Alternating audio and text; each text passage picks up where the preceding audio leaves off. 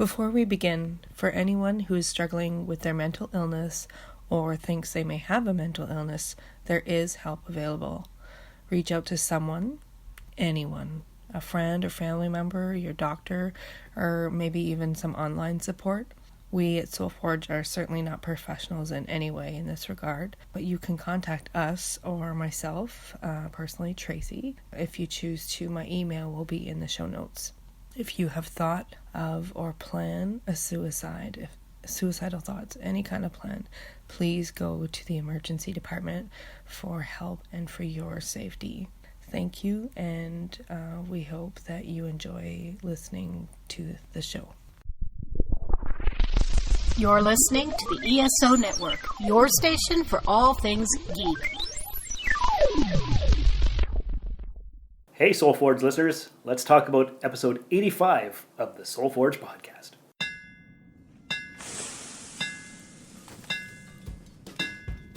Welcome to the Soulforge, a place of silent mystery, quiet contemplation, and outright mayhem. Join your host, Shawn as he guides you through the adventures of living. Together, we'll talk about life and love, sex and dating, joy and heartache, memories and loss, and so much more. Don't worry, it's not nearly as pretentious as it sounds. Get ready for life, the universe, and everything on the Soulforge.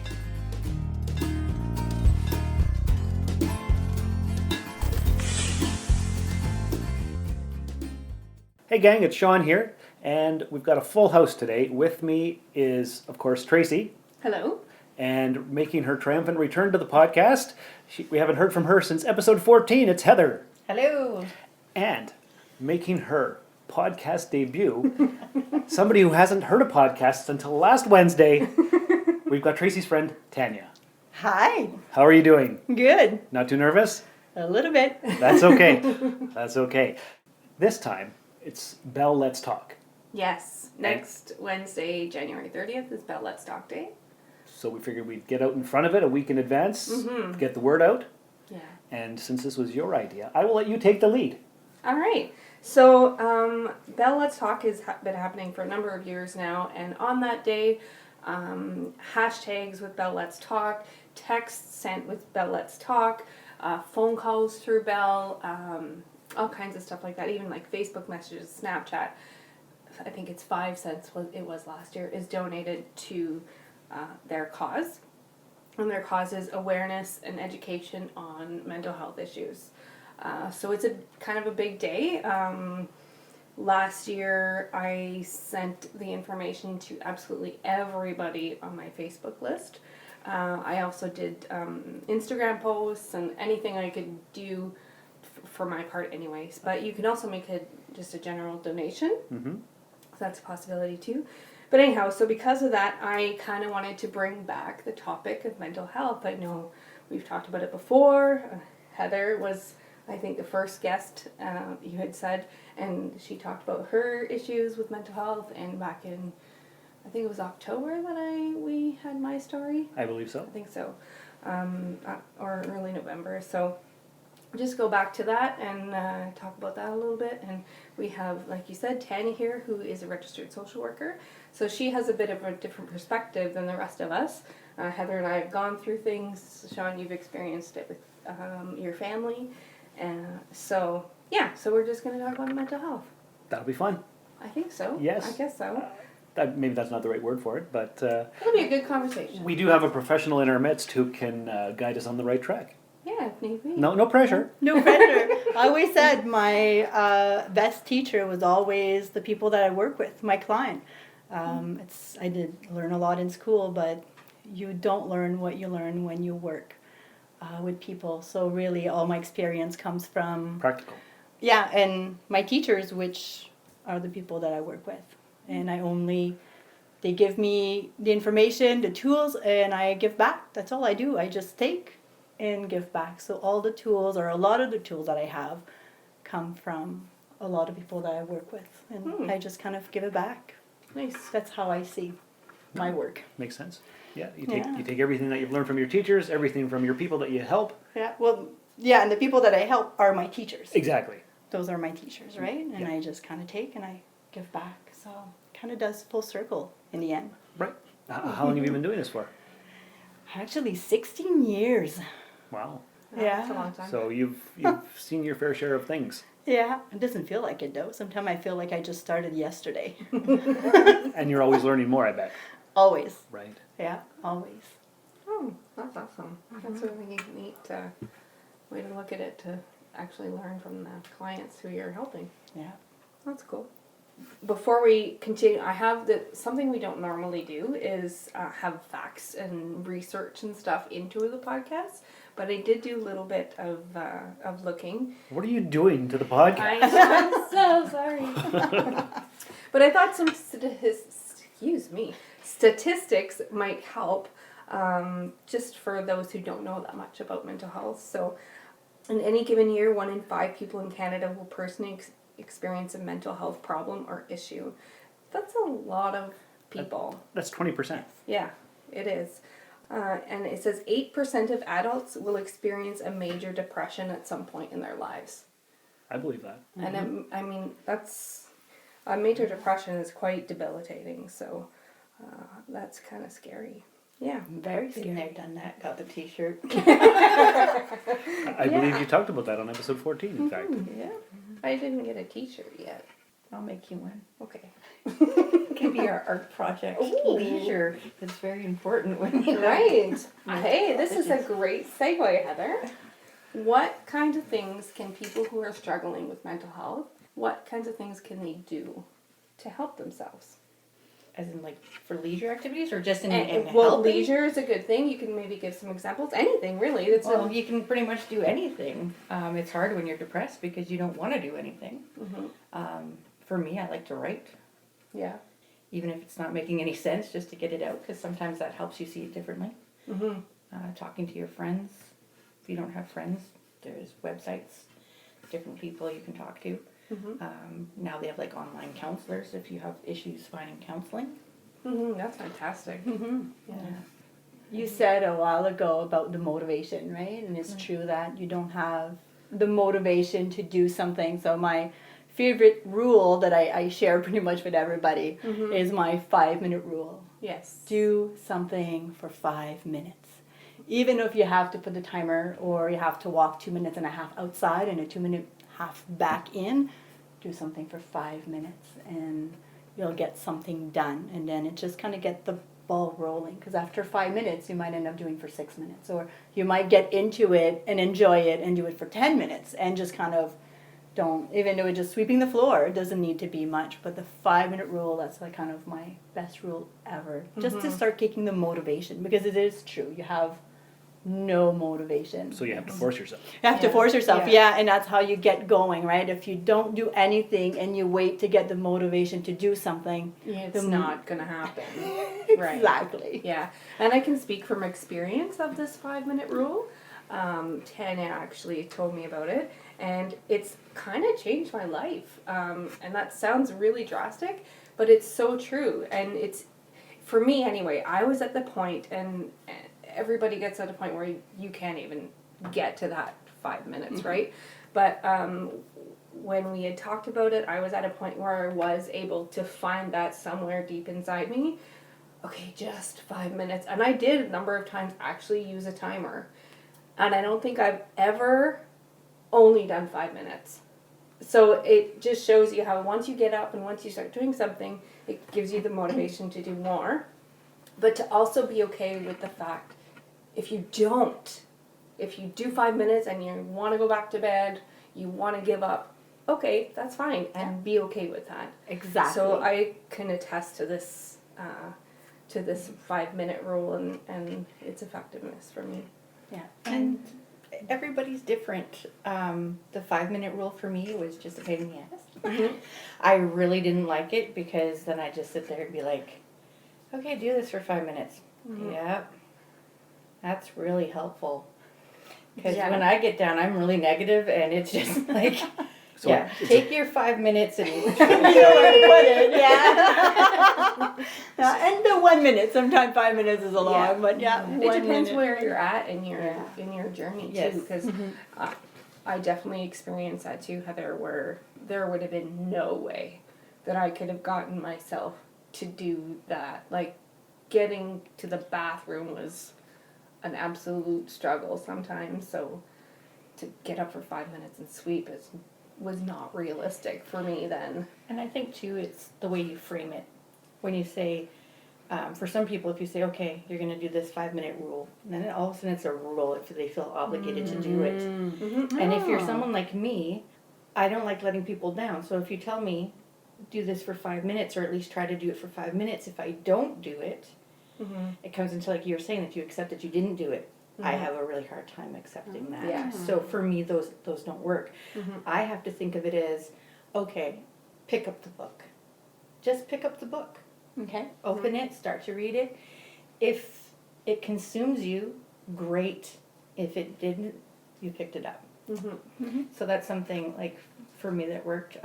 I know they pushed a lot for leisure activities, because they want people who are, it's really 5 minutes, whatever it is, do anything.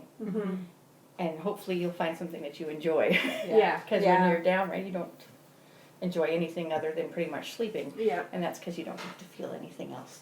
Yeah. So instead of saying 5 minute rule, would that be another name for it?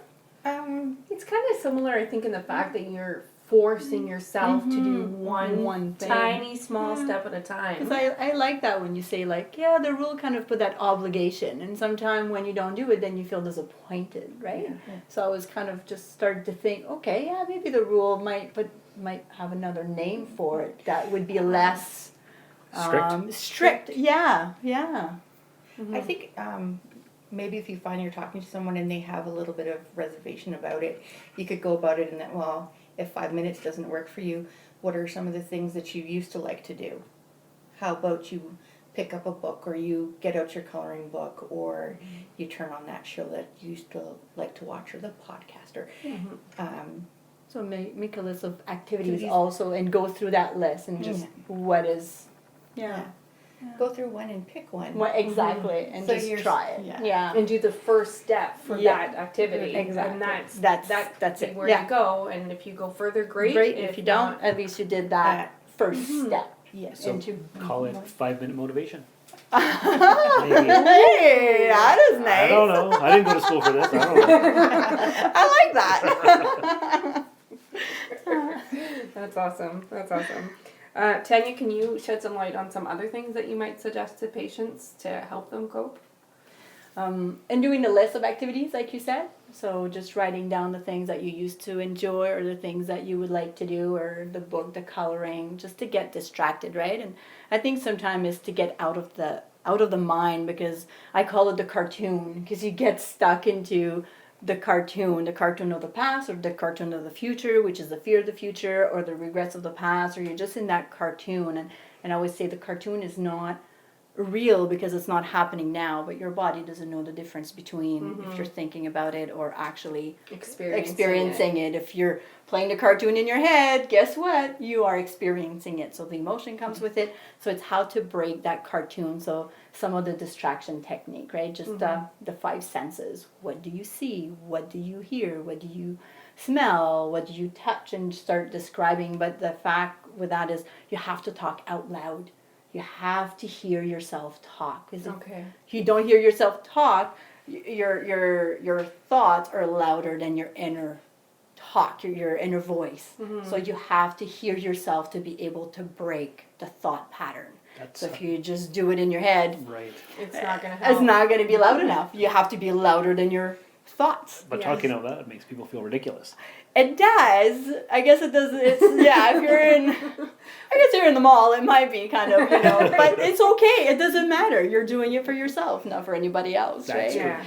true. So the talking out loud, singing out loud, it could be Twinkle Twinkle Little Star. It doesn't really matter, but it's to cut that cartoon, to stop the cartoon from happening, or to not stop it, but kind of just alternate, like just kind of break the thought pattern enough to be able to do something else, or to pick up the book, right? If you can stop that thought going, that cartoon, then you can actually pick up the book and do something else. Cartoon will happen, so it's something you have to do 1,000 times a day, right? And it's hard to keep pushing. It's hard to have that energy because it takes so much energy. It's very hard work, and it's so exhausting, and it just is hard work to exist, because what is going on what was going on inside my brain, it's constant moving and thinking, and it's so negative, and you're trying to fight it and you just can't do it.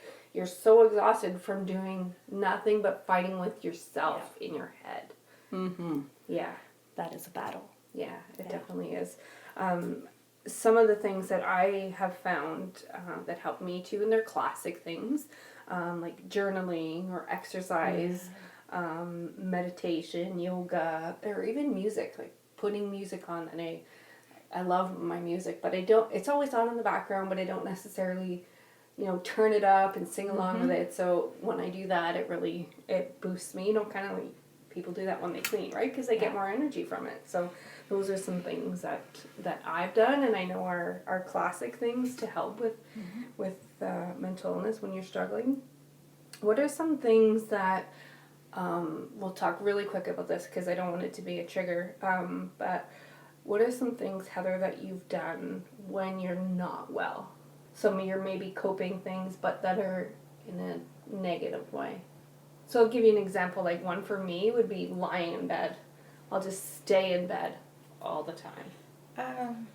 I've done the stay in bed. I've done the cutting. I have done listening, like letting yourself listen to that voice in your head that's saying all the horrible things, because for some reason you feel like you deserve that.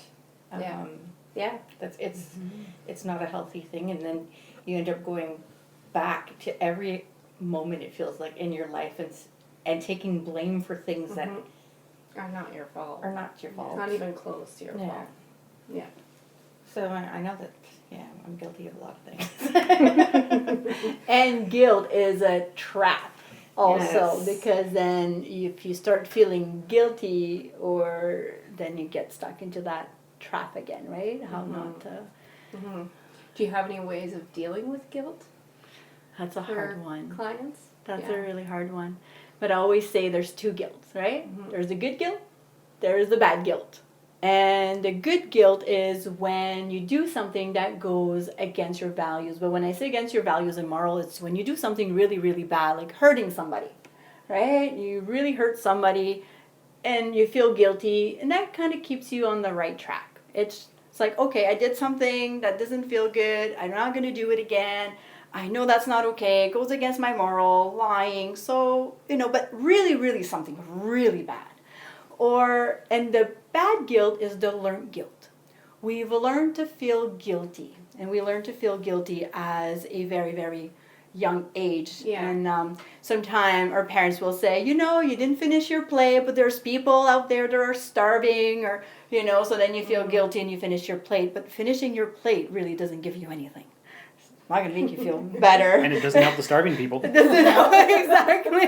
That's it. Right. But then again, right? So we feel guilty, or we say no, and then we get grounded. Well, we learn not to say no. Or we played that game sometime. I seen my mom kind of do that to my little one, but it didn't really work. But sometimes we do that, right? They ask, you want to give us a hug? And the little one will say no. And then they'll say, oh my God, you just broke my heart. And then the little one feels guilty, and then it gives a hug, right? So you teach them again to feel guilty. Yeah.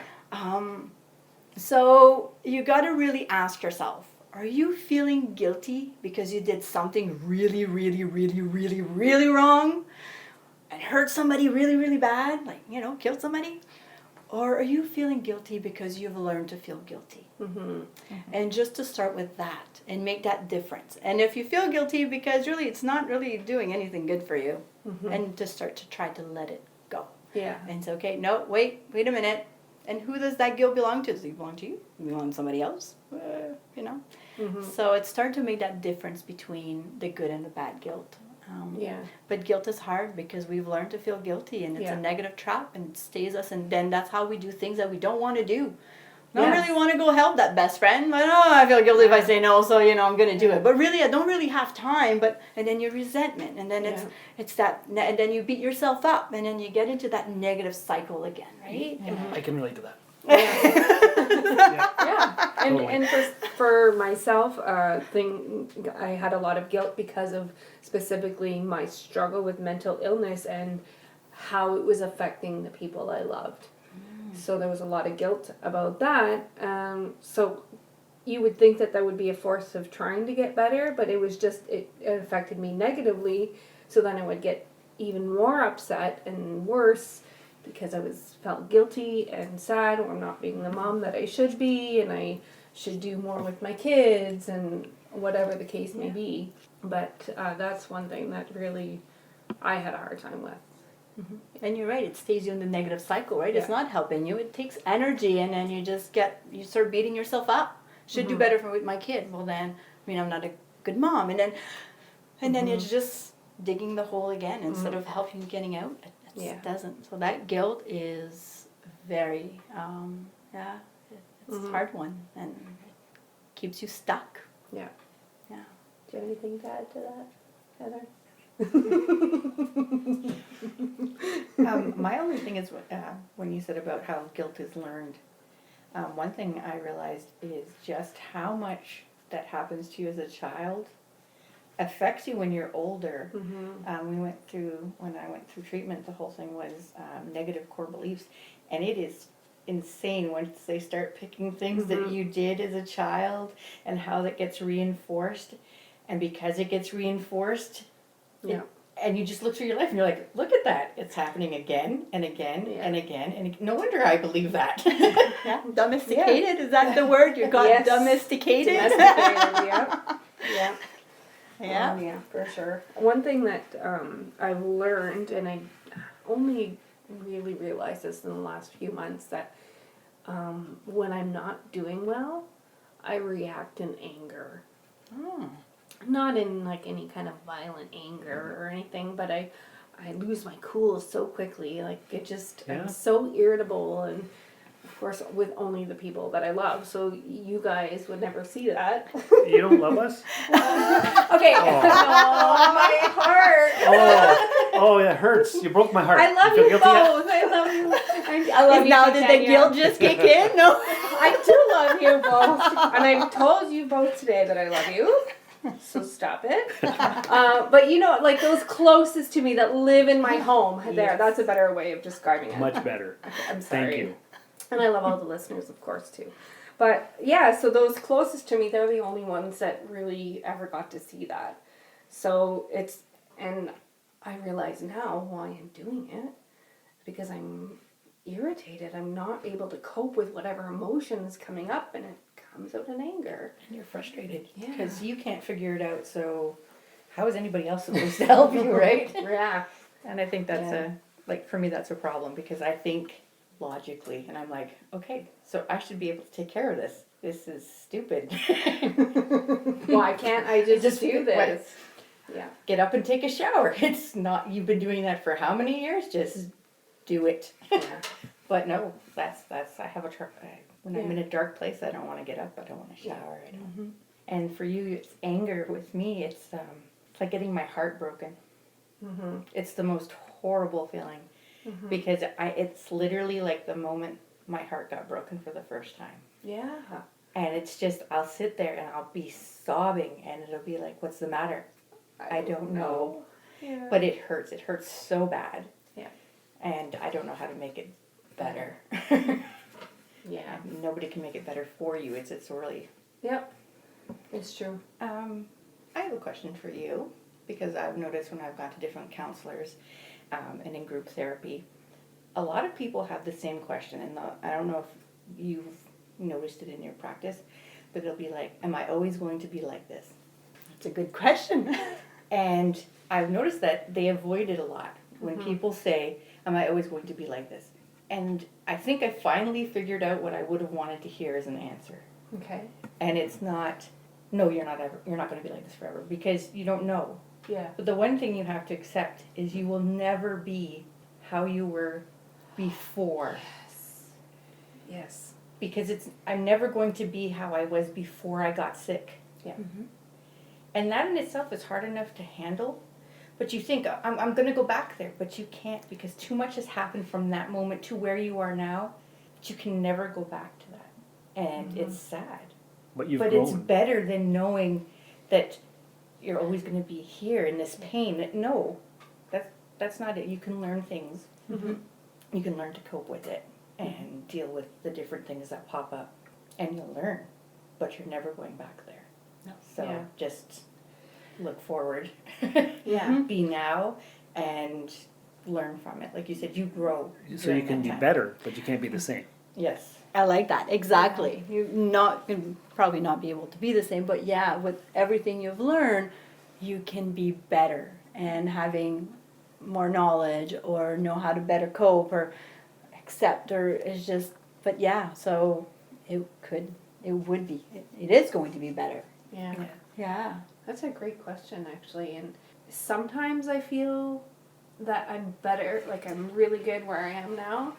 But there's still sometimes I think, only for certain reasons, like not general life, but I wish I was like this again. I used to run a lot for exercise. Nothing was chasing me.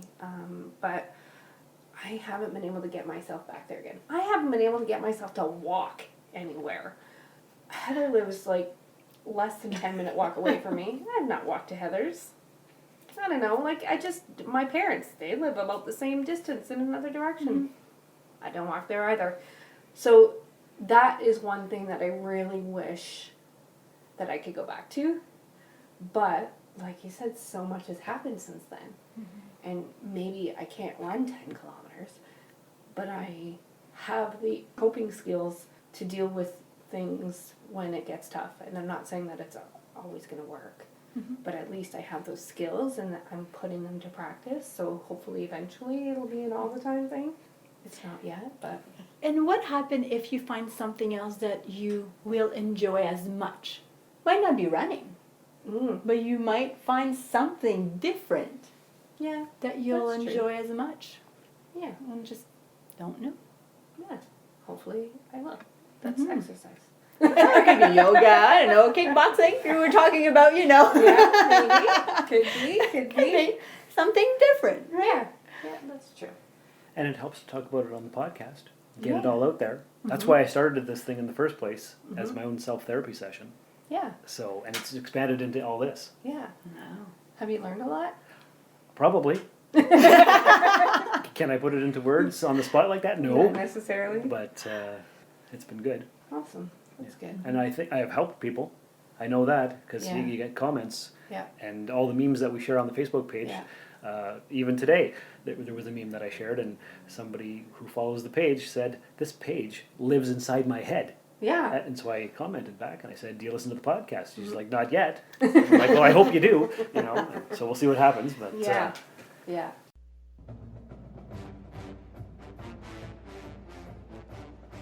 I'm Drew Leiter, And I'm Cletus Jacobs. and we're inviting you to check out our podcast, The Earth Station DCU. We talk all things DC Comics, television, movies, and news. We'll give you weekly comic recommendations and keep you informed on what's going on with DC TV and movies. We are part of the ESO Network. You can catch a new episode weekly on iTunes, Google Music, Stitcher, or wherever fine podcasts are found. So I'm going to ask you, Tanya, and what you think that people, let's say there's a family member and they think they might have mental illness, or even for a person themselves, how can they recognize, what are some signs of mental illness? Oh my God, this is so broad. Yes. It is. But everybody can have all the signs. Yeah. Even me Yeah. at times, right? But all the signs, I think it's really the sadness, being sad, or retreat, right? When people starts to just kind of retreat or isolate themselves. and they start to go more inward. And again, some people will react differently. Some people, it's going to be explosion, and it's going to be the outward. If there's the negative thoughts or being out, I don't want to say kind of stuck, but just in their thoughts, right? It's kind of in there. Sometimes there's no sleeping too little, sleeping too much, not eating too much, and that's the thing, right? It goes from one extreme to the other, and it doesn't matter. Again, different person will have those different symptoms. Won't eat. The other one will just gonna binge eat. And sometimes it changes through Absolutely. the cycle of it. Yeah. You know, like there's times where you talk about jogging. I am not an athletic person at all. Yeah. And I remember being so anxious when I first got sick. So anxious. I would go on my treadmill, and I would do like half an hour on my treadmill. Then I'd go upstairs, and then my dad would take me to the lake, and I'd walk 2 or 3 times around the lake. Then I'd go back home, and then I might go on the treadmill again. So which is, I can't even get myself to walk to your house. But I'd do like an hour on the treadmill. Yeah. Because I just couldn't, I didn't know what to do with the energy. I just couldn't take it anymore. But I'm like, if I could just have a little bit, could I just bottle just a little bit of that and use it? Yes. Yeah. But no, when it comes, it's like, oh, not you again. Yeah. So, and sorry, the motivation, right? No motivation, all the interest, all the things that you used to love to do, now you don't have any interest. You don't want to do anything anymore. So that's also with the isolation. You start more isolating. So it's there's so many different things that could happen, and I think that's why it's hard to sometimes notice what is happening. And what makes it hard to notice is that it doesn't happen from one day you're all go happy, and then the next day you're down, not doing anything, staying in bed, having no energy. Or it's so gradual sometimes that it's so hard to notice until you're really deep. Exactly, because it's little bit by little bit by little bit, so you don't really see the changes because it's so done gradually. That was me. Because it felt like all of a sudden everything happened, but it was just like, I guess, little pieces. Do you find when you look back you can pick out those things? Not exactly, no. Like, because one of the big things when you're not well is everybody's like, well, what happened? What was the moment? You know what the moment was for me? When I got in an argument with my husband, and I went to work, and I couldn't stop crying, and every song on the radio was like from my life, and it was horrible, and all I did was cry, and I'm like, I have to go to the hospital. I can't stay here. So you recognize that that wasn't just a bad day, that there was something. And I'm sensitive to begin with, so, you know, so a song made me cry, okay. All fights with my husband made me sad, okay. But to that degree, no, that's even a little much for me. So the emotional, right, being extremely emotional, to people being numb, having no emotion at all, right, not feeling anything. So it's so there's so much. It's so gray. Like, it's gray. Mental health is gray. It's not black and white. Yeah. It would be black and white would be so easy. Yeah, it's not like somebody can do a test and say, this is what you have, this is what you need to take. And you will be better. Yeah, and you'll get better. Yeah. Oh, God, I wish that happened. That would be awesome. I wouldn't have a job. Wait a minute. I love my job. Come on, no. You'd be counseling all these happy people on what to do with all their happiness. Yeah. You'd still be that. So it's that gray. I think it's that gray area. So it's that's a hard question to really have that, cut and clear answer. Yeah. I would say I don't have it. Yeah. Yeah. I get it. Did you ever forget how it felt to be happy? Yeah. And then you were happy after that, and you didn't. Do you remember being happy for the first time after not being happy for a long time? Yeah, that happened a couple weeks ago, 2 or 3 weeks ago, where I started to be happy, and I was very confused, and I actually thought I might be manic. I'm not diagnosed as manic depressive, but I was looking it up and everything because I was driving myself crazy with this.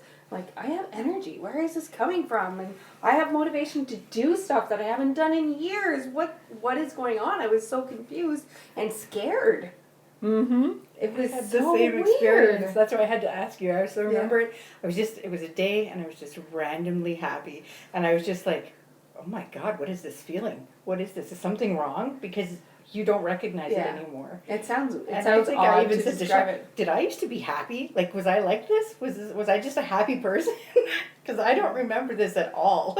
Yeah. This is kind of awesome. It is awesome. It is. Sorry, we're taking quite a while, but I do just want to ask. There's no time limit.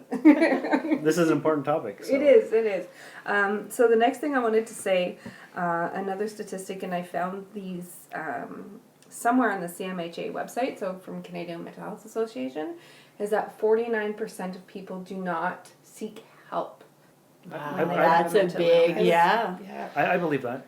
Because there's been times where I thought I should go talk to somebody and I don't want to, so I started a podcast instead. So this is your therapy. Kinda. Yeah. Mm-hmm. Yeah. So what can, and obviously Tanya, you as a professional, but Shawn with family members, and Heather, you know me, and you've known other people with mental illness. What are some recommendations for people who have a loved one, a friend, a family member, that they can see something's not right? Is there anything that they can do? You're asking me. I'm asking all of you. Okay. I'm looking at you right now. What I mean, and ultimately, you can't help the person; they have to help themselves. But what are some things initially that family can try to do to help or loved ones? I think sometimes just mentioning that you see it. Mm-hmm. Because some people can be really introverted, and I think introverted people, it's hard to tell. Because they might not like to go out to begin with. Yeah. So if they start pulling back, you might not realize it. You might just think, oh, they want to stay in. Yeah. But it's something else going on. Like when somebody's, like one of my friends, she's really outgoing. So when she started to show signs of depression, it was like, are you okay? Because it was, if I have to call you to get you to do something, then Is that normal? that's not normal, and you have to call me. This is how our friendship works. But yeah, it's those little things. I think sometimes just not being afraid to start the conversation. Like this whole bell talk thing. Yeah. Start the conversation. And if they're fine, they're fine. But if not, you can help them maybe even start going to a social worker or starting that conversation with their doctor. Yeah. Yeah, and I think that's a really good way of doing it, to point out what you see is different or changing. And again, to be supportive, right? They might be willing to listen, like they might just not be ready to hear it. But it's to be still that supportive and making them feel safe. Yeah. I think safety is a big thing, because I think when you're not well, you're scared because you don't know what's going on. So having somebody that makes you feel safe. And no judgment, right? Having somebody who's not going to judge. That helps Because so much. that is such a big part of feeling judged. And I think you need to have that safe, non-judging person who's going to be able to... The person who's sick is going to be judging themselves enough. Yeah. Yeah, They need you to be impartial, you know? Yeah. And just And I've got parts of this. Like I've gone to seek help for a little bit of depression and stuff and all that stuff. But Trish, Bishop's mom, my son, she'll often say, "How are you doing, Shawn? I noticed by your posts on Facebook that things are okay right now." Yeah. Is that true? They're more positive. Yeah. Yeah. She There's a gauges my difference. mental health by my Facebook posts. Huh. So Interesting. yeah. Yeah, and I mean, those are little things that you can notice too. Would be to someone's any regular activity that they no longer do, right? This, I think somebody had mentioned that, but yeah, and I know for me, support, offering your support, letting them know that you're there, that was a big thing. My mom said that, my sister said that, my cousin said that. They all told me, "I'm here for you if you need anything." And I don't think I ever took anybody up on it. But you know what? It did make me feel comforted when somebody, usually it would be through text, but when they would text that or tell me that, I still felt comforted, knowing full well I wasn't ever going to call them when I was in the middle of a crying spat, but knowing that if I wanted to, they would be there. Yeah, so that was good. Because reaching out is hard. Yeah, It's hard to reach out. You don't wanna ask for help. You just don't ask for help. It's so hard. And even though, like you say, people will offer, I'm here if you need me, give me a call. I don't want to be a burden. Yes. Yeah. Yes, Yeah, it's true. that thought, exactly. Yeah. And That thought, it takes over. it does. And you don't reach out. Yeah. And that's part of the reason why I started Sunday Morning Coffee Club. So people can come over, have a coffee, and talk if they need to. There you go. So Wow, that's nice. Yeah. it's a thing. it is something. Yeah. And you Yeah. guys have been here for it. And, I was here once. well, Here once, then I had to leave. That's okay. Speaking of mental health, I had to leave you had to leave. because I Yeah. had a panic attack. But you were here. But I was here. And I you're came. always welcome. Yes. And more than just on a Sunday. So Yeah. And I know, Shawn, you read self-help books. I think that we've talked about it, Heather. I'm not sure, and I know you and I have, Tanya. Any books that you can recommend to listeners that they might want to read? Shawn's looking at his pile of books over there. well, I would read anything by Mitch Albom.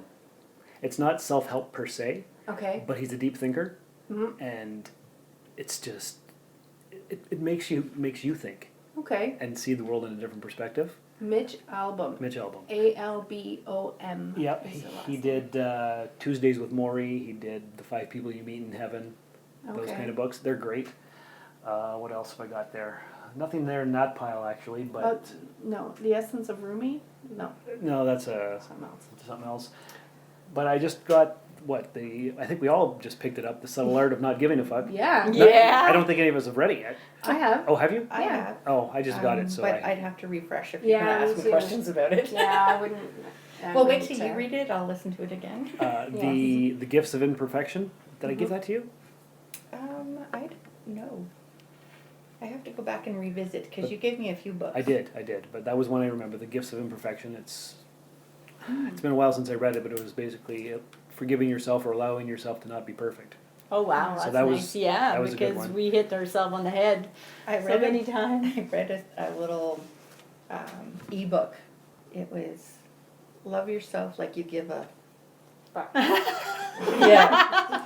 And I said it for you. it seems like a stupid little thing, but when you're hating yourself, being able to turn around and say, I love you to yourself is huge. It is so hard to do because if you're having a fairly good day, can you in your head go, I love me?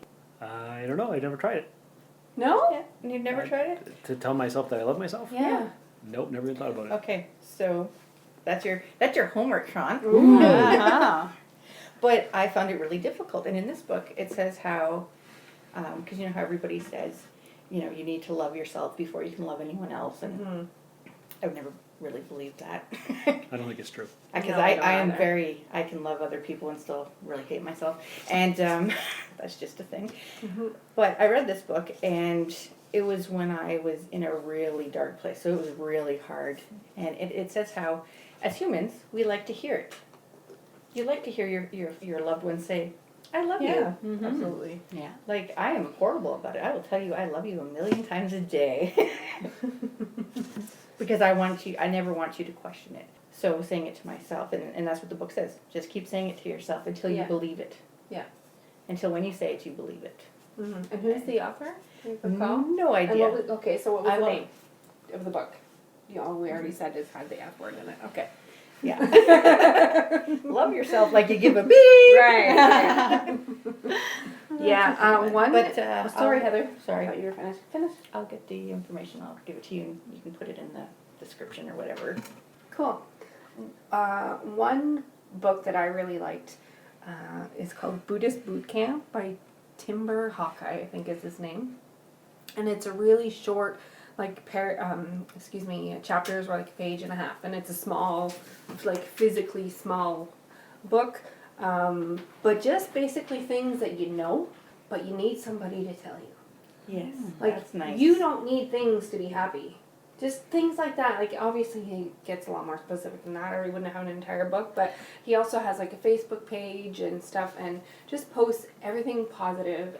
He was into something Shawn's talked about, which is minimalism, and really doing things for yourself. So that's something that and this was kind of early on in my journey, and I've gone back to it a number of times. My dog has since eaten it, and I need to order another copy. Oh no. But that's one book, and then kind of going along with what you were saying, Heather, an author, her name is Louise Hay. I can't remember any of the names of the books. The Powers Within You. I think that's one of the Louise Hay. Yeah, she powerful. Talks a lot about loving yourself, and in one of them it was like you had to do certain activities, and so for so many days you had to look in a mirror and tell yourself, I love you 50 times every day, or whatever. I can't even remember. And another thing was put something around your house that'll remind you that you love yourself. So my daughter had these like flower stickers, so there's one on my bathroom mirror, and there's one beside my light switch in my bedroom, and there's one in my shower, and one on my key thing. And Shawn and Heather, you probably haven't noticed these things, but they're in my house, and I don't do that anymore where I look in the mirror and say I love you all the time. Maybe I should, but I still see these things. I mean, I don't notice them all the time because I see them all the time, but when I do notice them and think of them, it does give me that good feeling. And there's so many more that I can't think of, and I meant to write a list, but I forgot. Do you have any recommendations, Tanya? I like the one that I've read way back when was the 4 Agreements, and now there's the 5th agreement that came out. I do have the book, never read the 5th agreement, but there's added 1 agreement. So the 4 agreement is do not assume, because we make a lot of assumptions. And by making a lot of assumptions, then we start feeling kind of bad, because usually, it's not always a good assumption. Always do your best, because your best is going to change day to day, right? If you really don't feel, and you feel down and you don't have the energy, and your best is 10%, and you give that 10% in your day, guess what? You just gave your 100%.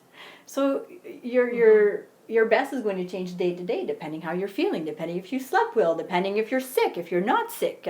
So do your best is one of them. And then be impeccable with your word. So never talk bad about yourself. Never talk bad about somebody else, because your words are kind of magic, right? If somebody hear over and over, they're stupid, they're stupid, they're stupid, you're never going to do anything good, you're never going to do anything good. Well, guess what?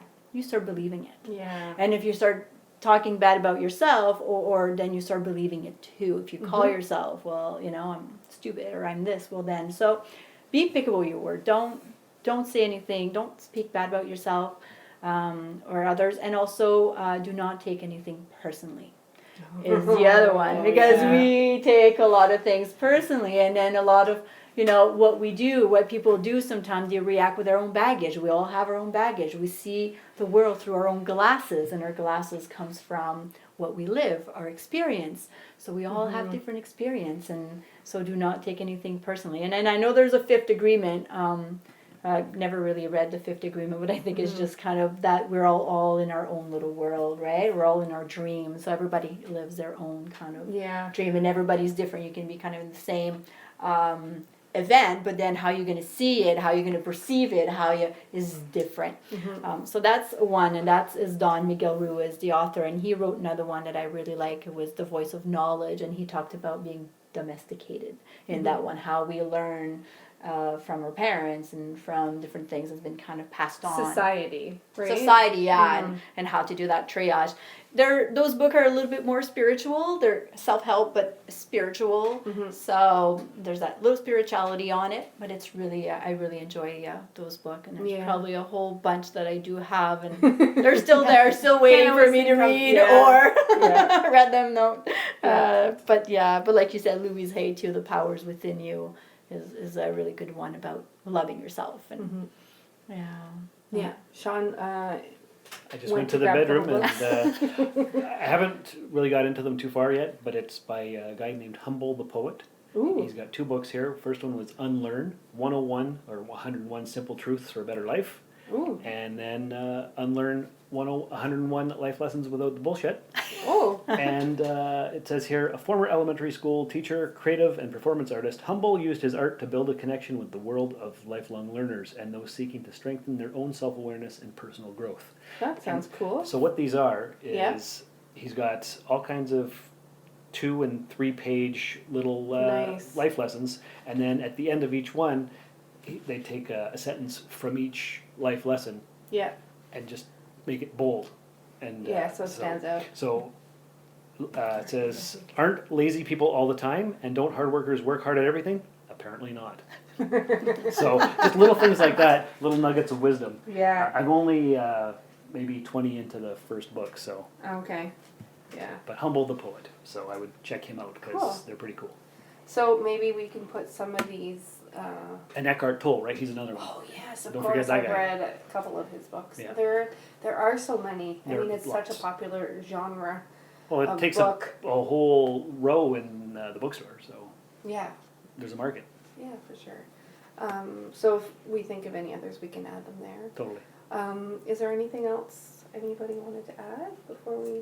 What's your superpower? Oh fuck, Heather. Well, we talked about this. I'm saying that because we talk about this like 3 days ago or 4 days ago. Yeah, we talked about it, and you said that's a different way of looking at it.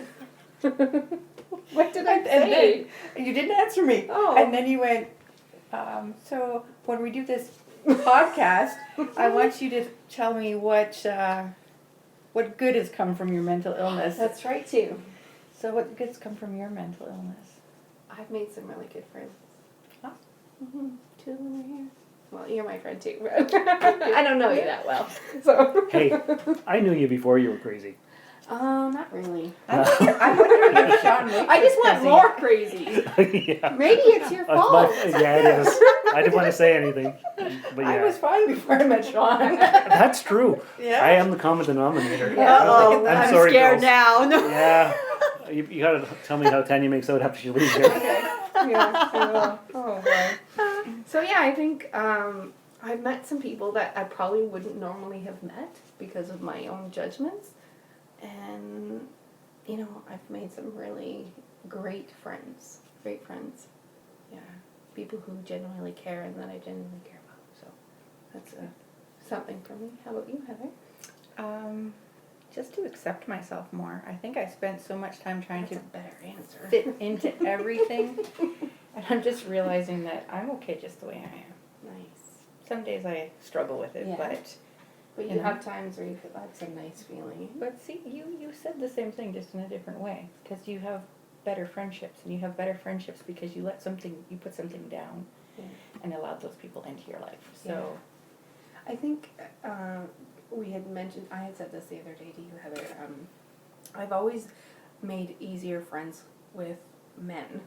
And I think it's because I was so not only judgmental but intimidated by other women.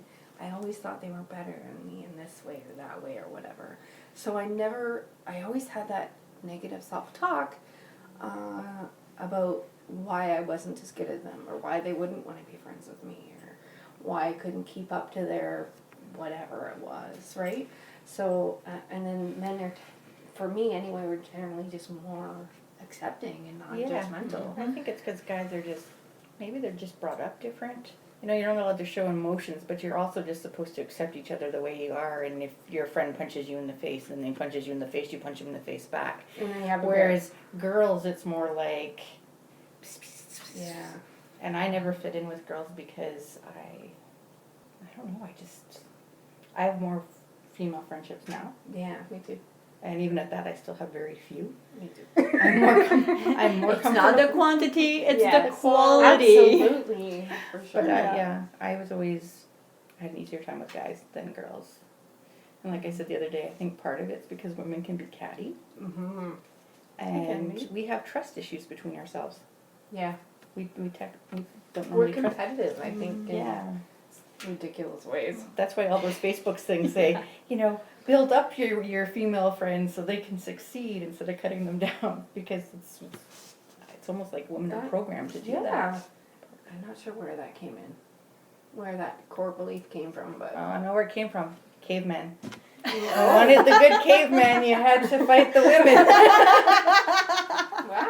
Okay. That makes There sense. you go. That's what I'm going with. There you go. It's innate. Anybody else have any last words? Well, how does this explain me? I've always had more female friends than dudes. Because you're More sensitive. I'm More I was sensitive. raised by my mom and my grandma. I guess Yeah. that makes more sense. Yeah. Actually, it does, because Brandon actually said something similar not that long ago. He said, "You know what? I'd like to thank you and Mom because you influenced my childhood the most, and I'm one of the only guys I know that can genuinely have female friends. 75% of my friends are female." I would say the same thing. And he goes, "And Wow. they're just friends." Yeah. He goes, "I don't. It's not always a sexual thing." He goes, "My Yeah. friends that are male, they don't seem to be able to just be friends. They always have some other Agenda. Yeah. But he's like, Oops. and he goes, "I take it because I had such an influence. So like with your mom and your grandma, Yeah, it makes you see women differently, I think, than if I think so. primarily male influence." More respectfully, Mm-hmm. probably. Well, what do you think? Am I respectful? Yes. Yeah? Wow. Oh, smiling. I'm not sure what's going on over Yeah, there. he's pretty cool. Yeah, I like you just the way you is. Oh, well, that's awesome. Yeah. So- Sorry. No, I was just. Any last words? That's for what I you, was just going to Tanya? say. No, I think that was good. I would just like to say thank you for inviting me. Hey, thanks for being here. Yeah. Thank No, you. Thank you. Now we have a new one to spread the Soul Forge word. Yeah, for sure. So next Wednesday or any day, if you could support mental health by donating to Bell Let's Talk or the Canadian Mental Health Association. Any mental health association, Any mental- wherever you are across the Right. world. Doesn't matter what it is. If you could donate, that would be fantastic. Yeah, and maybe I can find a couple links too, Shawn, to give to you so people can donate right from our Facebook page. That's a good idea. Yeah, so I'll do that. And open up and talk. Yes, talk to each other and the stigma. That's what it's all about, right? And maybe start your own Sunday morning coffee club Yeah. Yeah. Yeah. I would like that. Yeah. every Sunday morning here at 11 o'clock. All right, so are we all done? We are I all have done. I have a quote. Shawn has a quote too. He's just pulled out his phone. Oh, you have We a quote? can both go. We can both Okay, go. I'm gonna go first. All right, so we have to say thanks for stopping by the Soul Forge. Thank you, girls, for all being You're here. very welcome. Thanks, listeners, for coming by and listening to us. And donate like Tracy said. Mm-hmm. And remember, stop talking yourself out of opportunities because you don't feel like you're ready yet. It's time to jump. You are ready now. And Nice. what's yours? Mine is be gentle with yourself. You're doing the best you can. This has been another episode of the Soul Forge Podcast. Find us on Twitter at SoulForgePod or email the show via soulforgepodcast@gmail.com. Soul Forge is a production of Shawn Vanderloo and Friends. You can find Shawn on Twitter and Instagram at Darth Vaderloo. Remember to visit soulforgepodcast.com for all of our social media links and share the show with everyone you know. Thanks for stopping by the Forge. We'll keep the fires lit until your next visit. This has been a broadcast of the ESO Network. Be part of the crew and help support our shows by donating to our ESO Patreon or by shopping through Amazon.com or the TeePublic store, which can all be found at www.esonetwork.com. The ESO Network, your station for all things geek.